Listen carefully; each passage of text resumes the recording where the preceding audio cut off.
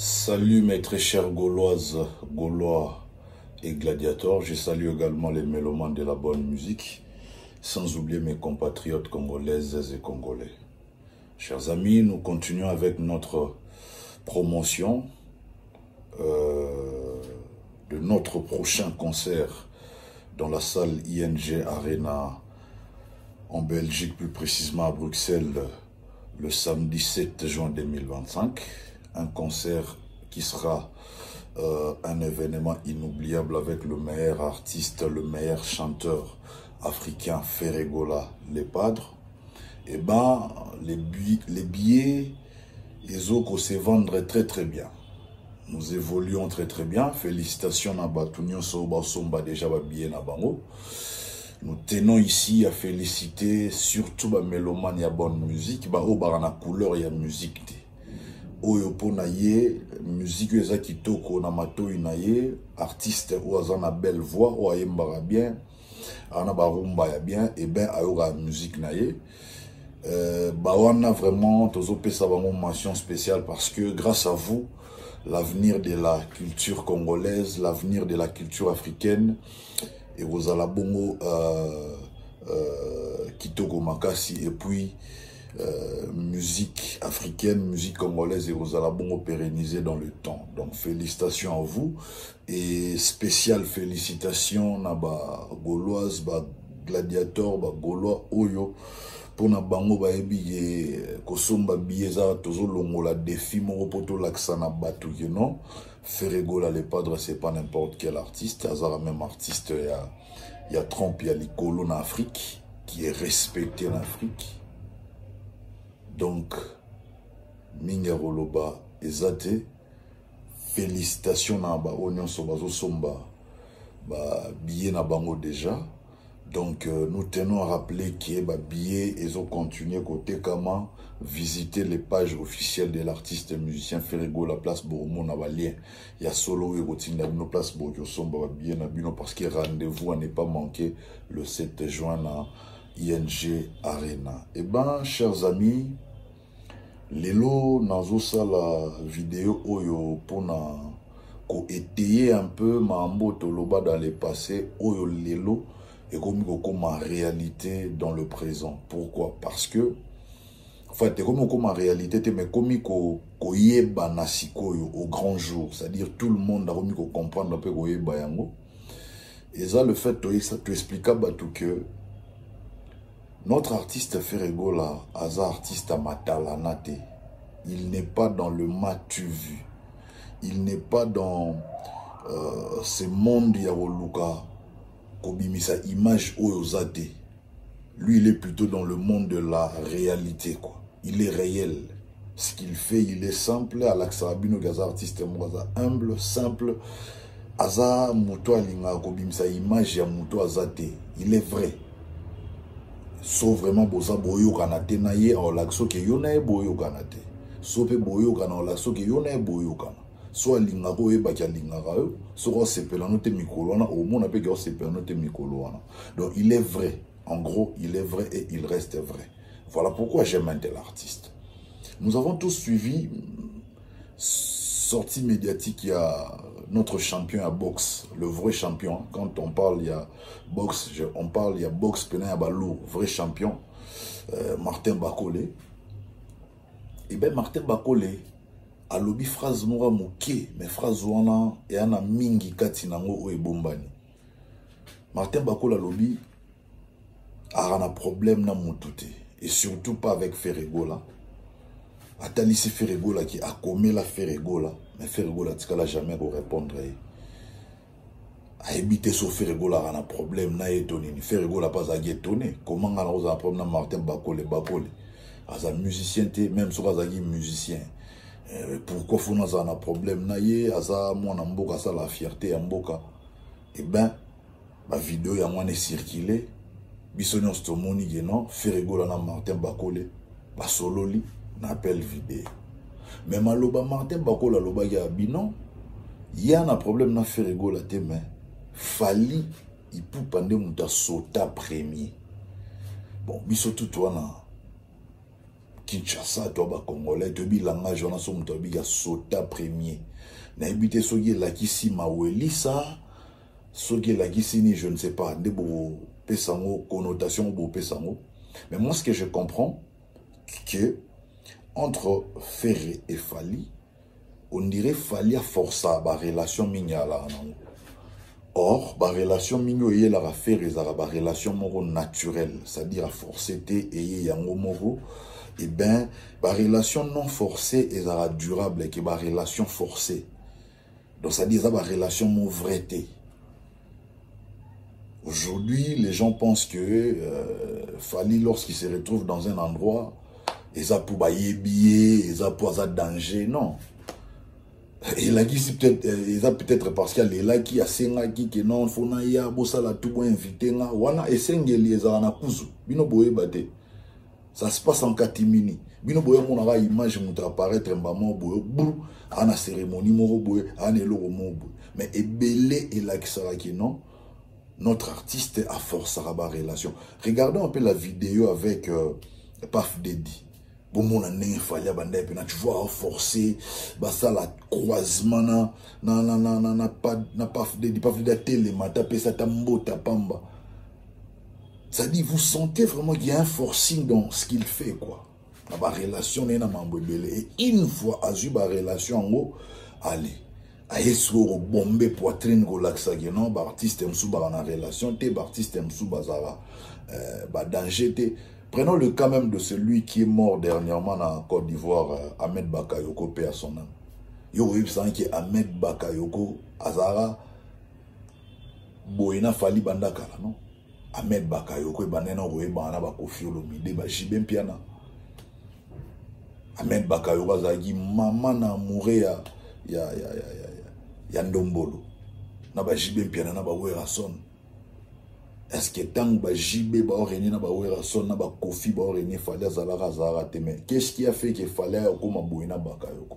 Donc Fali, c'est les gens, tu lui présentes à quelqu'un ce qui a ses peines na mutuana a commissaire sali forcing la relation et peut-être à rechoper des côtés. Et moi récupérer relation. Alors pour bon monde qui m'a embellé comme l'artiste n'a biso Fali na carrière naie les affruits à forcing les affruits à relation au yemoa lukana makasi ça n'a rien de naturel pour nous regarder ba warrior ba rocher so makele la wa so beti na moi all star na cérémonie moi all star ba yo chama kelele so ça dit ezara forcing bota la même dernière prestation na all star vous sentez qu'il n'est pas connu que public wana yaki wana ba ebiete. À part 2 ou 3 amis naïe bazaki wana basala et toi se retrouver on a dit mais le reste bazaki na ta salle et puis il n'était pas du tout emballé. Vous sentir que la prestation naïe bazaki na emballé. Mais ce sont les mêmes chansons sur Robert dans ba concert naïe bazanga ba même chanson sur Robert dans ba Kinshasa ba ganga ba tombolo maboko mais kune betan ba otala ça dire ba bien ngote ba yebiete. Donc pour nous le que ne poussez pas faire rigola comme Maloa Fali parce que Ego Salamaka jamais. Pourquoi je l'ai dit que Salama jamais? Et Salama jamais parce que Ferré et Ferré, Fali et Fali. Ferré pour lui, la relation de manière naturelle, de façon naturelle, que à forcer ou à Fali Zarakenda, on a n'enga forcing, mais to linka ba warrior bazana moins respect na moins humilité. Artiste est non forcé relation. Mais bino boyo chama kele l'été qui a sauté à niveau, yazala danger. C'est ça la réalité. Réalité à moi. Parce que quand Bako le dit yenda sauta premier, donc par rapport à ma mission Moussous Nazarananga ouvert, mais yende a welisa aya olukanga. Ah parce que maintenant faut voir entre Bakole et Fali qui a cherché l'autre. C'est Fali ou c'est Bakole. Entre Bakole et Ferré qui a cherché l'autre? C'est Ferré ou c'est Bakole? C'est par l'année pour ça l'analyse objective pour comprendre qui est qui dans notre musique, qui fait quoi. Il y a un tout naraba niveau où il fallait bimer la biso on dit déjà comment, mais dans la réalité pourquoi ça la m'a bon côté. Vous voyez Moutoumoro, il y a toujours ma prétention Moroboé. Je donne un exemple. Il joue son stade de martyr. Il n'y a pas de problème. Kimia, Mais quand Ferrigo a fait un grand débordement dans le stade des martyrs, il revient pour nous dire qu'il y a un stade des martyrs double, des jours successifs. Et les cas sans suite. Tant à remarquer que mon stade est reversé, à l'histoire bêtise sur le mot du gens face à la concert, place Morona Esplanade, Yandolo, place Badbaroué, Belé. Et les cas à Boué. Et on nous avait annoncé que les stades de France, là je parlais à stade des martyrs, on nous avait annoncé que les stades de France est au Bétamana, juin 2025. Tokota avril, pardon. Tokoti avril, les lots le 1er avril, dites-moi. Concert à stade de France et Bétama, la promotion et Rosalamana 2 mois, c'est déjà pratiquement impossible. Mais de l'autre côté, quand Bamambo et Komara, Warrior va vendre la Kimi, on a Kimi toile. Kimi toile, comme quoi, on supporter, défaite na bangote. Mais quand Mambo bon et Komi na Mambo faire, Bango rande Warrior va au tombeau là. Comme quoi, Mambo faire Simba Akate, mais il y a quelqu'un qui évolue dans la vérité. Et l'autre évolue dans le mensonge pour impressionner.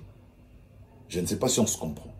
Or, il y a un artiste et musicien, un grand artiste et musicien de mon pays qui a chanté et qui a dit dans la chanson de Moeleka que vérité na mensonge, mensonge est na vitesse moro na vitesse ascenseur. Pour comment?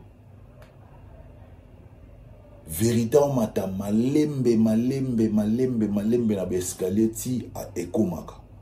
Parce que mensonge sous kanango elimo aloa milinga ya likaya au fuli après limo nango. Mais vérité sur ye vandi wana e vandi no le balé à océan. Nous devons bouger océan zate. Donc vérité est la vérité. Aujourd'hui la réalité c'est que entre nos deux artistes il y a un oazan la vérité, namoro ana mensonge. Binomobo pona nani ana vérité, nani ana mensonge. Nani ana forcing, nani ana naturel. Binomoro bossa la choix. On a sali moi analyse moro à partir il y a phrase moro bibi parce que moi en tant que politologue averti, j'analyse à partir de Bloura Miké. Et là, moi, Miké na bandi ko na bandi c'est la moi analyse, tina développer idée mo bimi na katuana. Une petite phrase. Falinde Asota premier. Et là, on a mon réseaux sociaux. Mawelisa. Nako sauté premier. Différence est zato et zate. Et kokani to et kokanité. Ceux qui sauté premier na Maweli c'est kokani. Alors, je comprends maintenant, bateau va les réseaux sociaux Mawelisa, pourquoi va comment Mawelisa. Donc, pour dire que Ferré n'a pas besoin d'impressionner qui que ce soit. Il reste vrai, il fait sa musique en étant vrai. C'est comme ça et la réalité est à bongo dans tout ce que Ferré fait. Il reste vrai et il n'a pas honte na vie na Oyazali. Il a besoin de gars ça les au moins impressionné bah tout pour ça que livrer on dira aux anasonité non. Donc eza côté wana côté vrai wana ya Ferré ya momoni ba gaulois na ye ba gladiateur na ye ba gauloise na ye ba tikala fidèle ba linga Ferré. C'est ce qui fait que tout linga Ferré parce qu'il reste vrai. Ami créer la personnage moro boy mususu te o azate ami ça la image moro azate te il reste vrai. Et côté vrai na ye wana neto lingela rae. Dans la vie faut être vrai, rester vrai, pose à la yo. Donc c'est un peu ça. Alors ne venez pas nous rabâcher bablo na bino ba asota ba niveau ba trophée ba schéma je sais pas moi quoi o yende mutazalara toujours présent sur wapi non. Oui, aza présent pour forcer ba mambo belé. Alors vous pousser faire état yo forcer non. Faire place à commis c'est naturel les art na ye muté memaï. Reconnaissance au zanango wana il est renommé au zanango. Renommé international, ça peut être arna yemum de salier qui yemoko. Et ça peut par rapport à apport, il y a featuring, par rapport à apport mobo, il y a batou baye ko aider non. Il est vraiment vrai par rapport à art. Art na yemute bimisi. Il y a un te commissaire au hasard. Alors un tel artiste est aux arts en respect parce qu'il a autre tricheté. Ferregola n'est pas un tricheur. Tout ce qu'il fait, c'est naturel. Tout ce qu'il fait, c'est naturel. Et surtout, photo Baxelo Romoko, tout ce que Ferre fait, c'est naturel. Et puis Ferre ne passe pas son temps à combattre les autres. Il en a les moyens. Africain, en a position, à star, en a fan, en a relation, à utiliser Nyonso pour faire mal à d'autres artistes. Mais il ne le fait pas. C'est-à-dire, il ne le calcule même pas. Il est tellement sûr de lui. N'être pas moi na maïle, na classe à bangara moi na maïle, m'souste inscrire si kanara ta classe. Pour éviter que na maïle. Donc on a complexe te au bangate. Mais sur les autres artistes, on a complexe envers faire parce que côté musique, en tout cas, Haliboso, il trône en tête. Tout le but est que faire ça savant la musique, mais la belle voix off, Nzamba Pesaye, en tout cas, ça suffit pour tout le baguette. Il est grand et il le restera. Raison pour laquelle biso ba gaulois, ba gauloise, ba gladiateur, torana biso calme et sûr na faire rigoler na biso. Et ya butu et ya moito zanaye. Concert ezala annulé. Tozanaye. Poto yebi que non. Carrière ya artiste na biso eza issu na bakomba pe bakomba zo continuer. Ça dit vie à moi mobali. Illustration na ezala pena et pas faire rigoler. Mais il résiste, il est toujours puissant, il a toujours ses charismes, il fait toujours peur à ses adversaires et c'est comme ça. Ces détracteurs, niveau et matata. Je vous avais dit ici, on nous a sorti des choses comme quoi on dirait pour ça la succès, pour ça la danger. Ils ont voulu faire croire à l'opinion pour ça la succès, pour ça la danger. Sur aux amours ressortissants, il y a Wenge maison mère, faut qu'il y ait Ndogumba manamakola Werason. Ogumba manamakola vie au senga ba pardon de ba msuba sala ba onyo so ba fukama ba gumba maboye bisanga ba leki fait rigola na succès vrai ou faux faux ba beti ba sala minene na Europe ko lega fait rigola vrai ou faux faux. Donc aujourd'hui c'est à dire et l'eau ben là ça fait rigoler mobaya babi ça image du genre impoli ya m'a amené aussi mbaté c'était juste parce que bazagi ko banga bébé que non mikolo tozo poussana et ben fait rigoler au démasquer biso toza sune l'eau bombaté et surtout au fur et à mesure on avance bango ba voir na bango ebeba boyemba sunde to ebela bango te boyemba sunde to ebela bango te et pourtant fait rigoler lui voit naé et ça va s'améliorer comme du bon vin. Oui, 20, plus c'est où, mais là, plus c'est comme Akitoko. Donc c'est un peu ça avec Ferregola. Donc aujourd'hui, je suis fier de dire qu'il y a un Gaulois. Je n'ai pas peur de le dire, ni honte de le dire. Je suis Gaulois. J'exhorte Batonion son nom, Baba Gaulois, te bois rejoindre la famille gauloise pour toi la vraie. La famille gauloise, tu as vrai, vrai des vrais.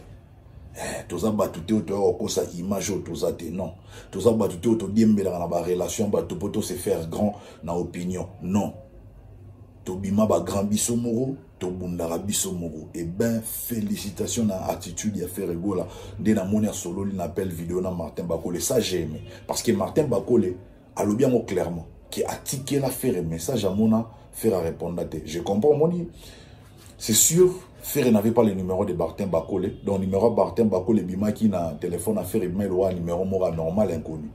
Et vous savez, des stars, moi, hésitant pour nous répondre à un message, tu refond le message, parce qu'à refond le message, à côté injure, à côté message, moi, c'est pélicité.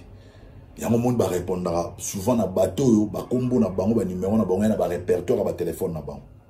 Aïbi, on répondrait Martin Bakole. Mais est-ce qu'au sérieux, on a Martin Bakole? Numéro n'est rien connu. Je pense que lorsque Ferrayoki, réaction à Martin Bakole, sûrement, à l'boulot qu'il a un numéro Martin Bakole, peut-être en enregistrant, n'a pas tombé sur un message. On a pour ça enregistrer le numéro, c'est que message, place Bakome, le message dans WhatsApp, eh bien, au moins, on a combat un message, vous avez une date. Ah, c'est sûr, il y a un bengani basololi. Pour nous, Ferregola n'est pas un vent en guerre. Ferregola n'a pas un battu. Contrairement à Battu, Ferregola Boudara Batu, Ferregola Orgueil, Lokuta. Il n'est pas informé sur que Mutuboazo luketo mutuboana posa na mais bino bosili ke li. On te passe le numéro de Ferré. Tu l'appelles, il ne répond pas au Sili. Pose-toi la question, est-ce que ton numéro, il y a un téléphone à faire? Pour y avoir un numéro, il y a un téléphone à faire. Il faut avoir un statut à faire. Si on a un statut à faire, il y a un numéro, il y a un téléphone à faire. Et puis il faut savoir que tant que vous avez est-ce que ça n'a pas tout comme il parce que le téléphone à star, il y a tout normal. Des messages j'ai rebelle vous avez commis à 12h monto a commis message na 14h message neza likolo ou ayo za nase et kiti nase ce ko ya bango za ba puta ba message belle peut-être ba zo attend tant gagnon sauter parce qu'ils sont à tout moment na mambosa là ya te ba croiser les bras ba na mambosa ba zanga mambosa la de basta les ndenge mona banda kuna bango za ndenge mona banda ba politicien ya ndenge mona banda ba pasteur. Chaque fois que tu viens, tu vas trouver du monde. Donc, il faut comprendre que non, Bazalara Batumoro, Tana Bango, ils sont un peu limités. Donc, son Moutuloa, va faire, va Fali, va Kofi, va Wera, va JB, va Pessio Tamba répondre au téléphone. Estime-toi heureux parce que, va te belé, va avoir chance, on a des points à nini. Et ça, t'es pour faire beau répondre, mais parce que message n'est fait à 8 ans, mon amour. Faire se réveiller, écoute, un message, t'as les belé dans le téléphone, à Fongoli, moi, 2, 3, 10, à Lembi. Abandonner ça, autre chose. Peut-être il y a eu ça là qui, 66e message à WhatsApp. À 8 ans, il y a on a 30 coups à comité, donc il y a eu autant là. Comprenez que, tu tombes là, bien, tu siligue là-bas, tu en as parfois sans raison. Il faut te comme à un niveau comprendre, bon. Il y en a le big, pour apprendre à aimer quelqu'un, il faut l'approcher et rester un peu plus longtemps là pour comprendre. Moi, j'entendais trop sur Ferré. Avant qu'on t'a pas Ferré, Ferré à l'arabo et Ferré à l'arabo. Mais je suis venu, j'ai passé plus de 10 ans à ses côtés. En tout cas, ma harmonie sur Ferré, j'ai compris que bazo juger Ferré, bah préjugé sur Ferré sans pour autant bazarana Ferré. C'est quelqu'un de bien, Ferré. C'est vraiment quelqu'un de bien. Ça, je vous le jure. Et puis, Ferré aime de vrai. So, mon yon ya mbote mitala, est-ce que OPC candidaté? Est-ce que ça qui est lourd, moi, OPC candidaté? Parce que lui, il est vrai de vrai. Et puis, il faut éviter, bah, message, n'a pas appelé le dérangement. Tu appelles quelqu'un, tu ne réponds pas, aux autres insistants, laisse à la personne le temps d'être rappelé. En insistant trop, il y a un dérangement. C'est tout ce que je peux vous donner comme conseil, bateau, beaucoup de Ferré. Et puis dans le banano, il y a Ferré, c'est un bon. Nathalie Sabino Pé, il y a Ferré, où il s'est raté. Ferré sauter à premier. Ferré, il sauter premier, en tout cas, sauter à premier. Il sauter premier. Et ça, Ferré, c'est naturel. S'il faut bosser la relation, s'il faut beaucoup de temps, et on le garde d'une manière naturelle, forcing et zalaté. Même Ferré, la featuring, à force à rater. Celui qui a pour sa featuring à contacter ce artiste a bien attendu, deux artistes à s'éliminer. Lui n'est pas à insister, il avance. N'est-ce pas payé pour son featuring, soit en attente comprendre, soit en attente à sa featuring. Et c'est comme ça. Donc voilà, notre rendez-vous au Torobo Sanaté a beaucoup plus ING Arena. Là j'insiste, ING Arena, mes chers Gaulois, Gauloises, gladiateurs, saluons la photonda parce que bah warrior bah luka raison mon robot et n'engé sous bah yo réfléchir bah on qui va sauter à la première en tout cas bah luka place nini oyo bah Gaulois bah chiter pour épée ça bah au moins souffleter cette fois-ci tu épée ça va en souffleter photos à concentrer. Voilà pour ces premiers numéros il y a mois et avril. Nous avançons petit à petit. Depuis samedi 7 juin, des places à comprendre on ne blague pas avec le Gaulois, on ne blague pas avec le Gauloise, on ne blague pas avec le gladiateur. Donc faites-nous plaisir. Toto la babia salwa dans cette vidéo. Et puis, to passer dans Arena Moussoussou, Tine to chité na Paris la Défense Arena et Boebi. Donc voilà. Toi on a tenté. Time is money. Toi on a tenté donc photo, toi avancer. Félicitations. Naba o déjà ba sombi ba billet na bango. Félicitations parce que Bosali Moussala Moya qui toko makasi ba billet tekami vraiment. Franchement, je peux vous rassurer que ba billet peine tekami belé. Ba billet peine tekami belé wana to za monter ma pio mais to lingi pena et si la voire même que soit si lui même un mois avant date à concert, bah refond la deuxième date de Papoliga ING Arena en double. Donc voilà. Souci dans les aïens, ça la sensibilisation, sensibiliser, bah gauloise, bah gaulois, bah gladiateur, bah mélomane, bonne musique, bah son, bah billet parce que le samedi 7 juin 2025, c'est la musique africaine, la culture africaine qui sera à l'honneur en Belgique, plus précisément à Bruxelles, dans la salle ING Arena, avec le meilleur chanteur africain, Ferregola Le Padre. Je prends congé de vous pour ces numéros. Je pense vous retrouver prochainement pour un autre numéro. Prenez soin de vous car chaque jour est une vie. J'aime mon artiste ferré, j'aime mon pays, la République démocratique du Congo, et j'aime mon président Félix-Antoine Tshisekedi Tshilombo. J'aime le Gauloise, le Gaulois, les gladiateurs. J'aime les mélomanes de la bonne musique. On est ensemble. Bye bye.